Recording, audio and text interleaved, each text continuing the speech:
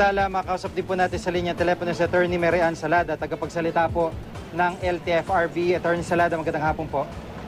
Magandang hapon po, Mr. Jiggy Manikad, at sa mga viewers po natin. Opo, at may binabanggit po si Attorney Carlos ng MMDA na may 556 po na mga bus na dapat po o hindi na po papayagan na makapasok na Metro Manila. Ito po ba ay naabisuhan na ng tama? Kasi minsan talagang may mga pasaway, magsasakay pa rin. Ang epekto naman, maabala rin yung mga pasahero. So, naabisuhan na po ba lahat itong mga dapat hindi pumasok ng Metro Manila?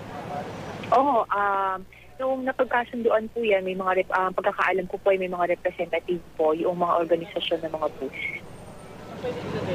Opo. At yung pong mismong pinaka multa na abutin nila kapag lumabag po sila ay ito na po yung 1 milyon bawat bus, ano po? Opo.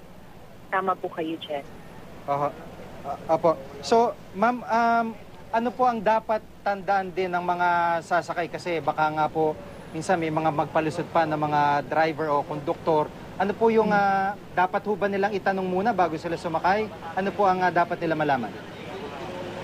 Yung mga sasakay po na galing from the south, dapat po nilang malaman na yung kanilang mga sasakyan, yung 556 na buses po, ay hanggang Alabang Terminal na lang po. So, ma-plan po nila accordingly kung ano po yung